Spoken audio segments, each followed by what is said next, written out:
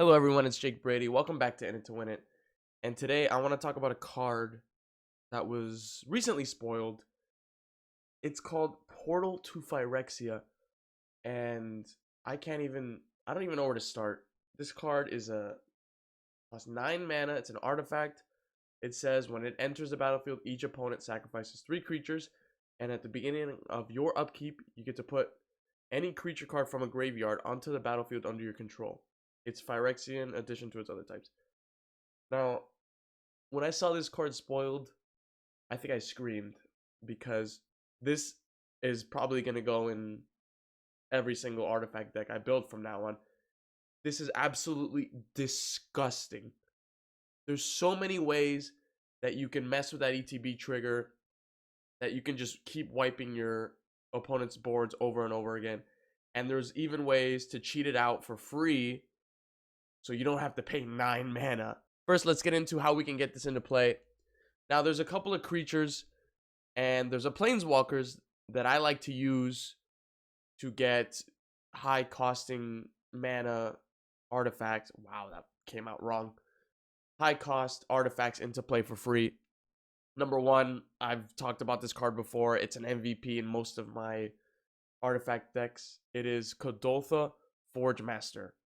Now, this card says you tap it, sacrifice 3 artifacts, and you can find any artifact in your library and put it onto the battlefield for free. I have sacked artifact lands to get a Blightsteel Colossus in. Like, this creature card is absolutely amazing. And it'll go in any artifact deck I build. Next, we have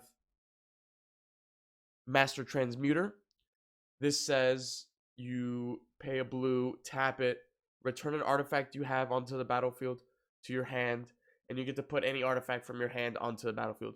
You can trade a Soul Ring for this card, and then basically recast the Soul Ring and actually ramp yourself a little bit. Get that mana back. That is unbelievably, like, you can return an artifact land and then play it as your land for turn. And put a 9 cost Portal to Phyrexia onto the battlefield that makes your opponent sacrifice 3 creatures. Like, I'm like smiling. I can't wait to lose my friends. You don't need them. Like, it's amazing. Another way we have is Dakon Shadowslayer. Now, this is a planeswalker that costs Esper. It's a little harder to put in decks, but it's going in my Urza deck that I build when the precon comes out. Basically, it enters equal to the number of loyalty counters. That's equal to the number of lands you have. I said that wrong, but I hope you understand. So your lands, how many lands you have is equal to the number of loyalty counters that Dakon gets. And his -6 ability says you can put an artifact from your hand onto the battlefield. Like, boom, once I hit 6 lands, I cast him. Like, even if I sacrifice him, boom, Blightsteel. Like that.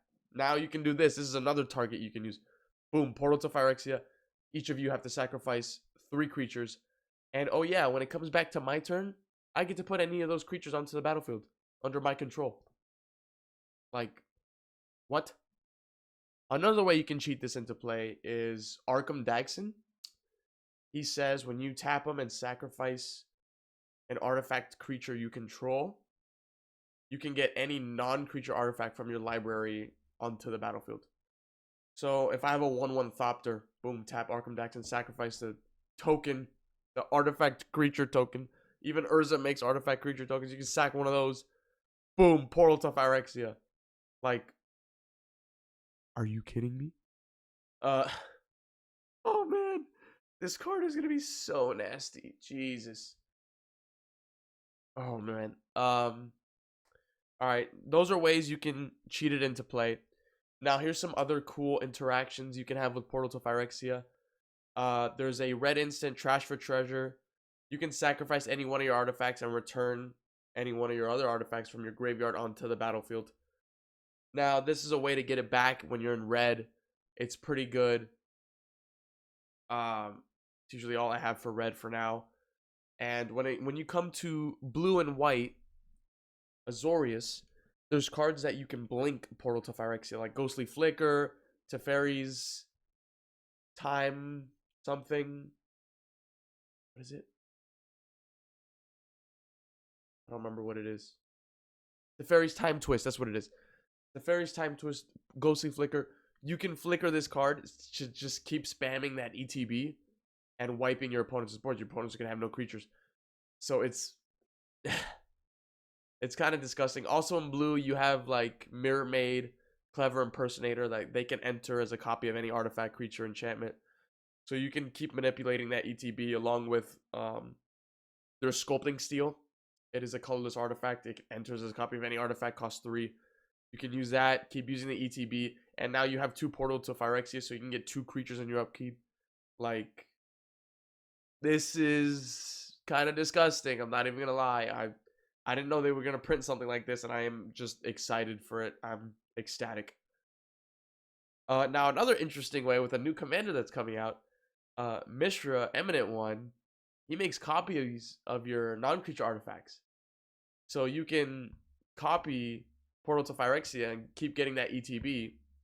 And if you have ways to end the turn like a Sundial the Infinite or Obeka Brute Chronologist, so you don't sacrifice those tokens that he makes, you'll have multiple upkeep triggers and you can just keep wiping your opponent's boards over and over and over and over again.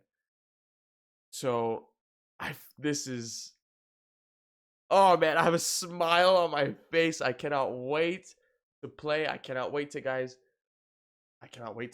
Whoa. I cannot wait to show you guys some gameplay with these new decks. Only about, what, 2 more weeks? Is it 2 more weeks? Yes. 2 more weeks before the set comes out. I will be at pre-release playing a little bit, so maybe I can pull one of these cards and get some earlier footage. That's the dream. Other than that, I hope you guys had a great day. Thank you guys for watching, and if you have any suggestions to make my videos more enjoyable, please let me know, and I'll see you guys in the next video.